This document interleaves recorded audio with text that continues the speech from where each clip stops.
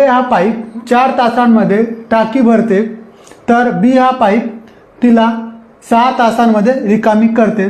जर दोन्ही पाईप एकत्र उघडे केले तर टाकी भरण्यासाठी कालावधी किती लागेल?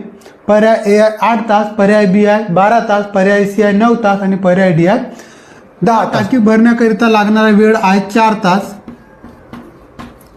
तर बी पाईपला टाकी रिकामी करण्याकरिता लागणारा वेळ आहे 6 तास। तर बघा, असे टाकी आणि पाईपवर प्रश्न विचारले असेल तर याकरिता एक सूत्र लक्षात ठेवायचं आहे। सूत्र आहे x गुणिला y छेदात y वजा x। लक्षात ठेवा, x गुणिला y छेदात y वजा x। मग इथं आपण x बरोबर घेऊ 4 आणि y बरोबर घेतलं 6। सूत्रामध्ये किमती भरून घ्या। सूत्र आपला x गुणिला y छेदात y वजा x।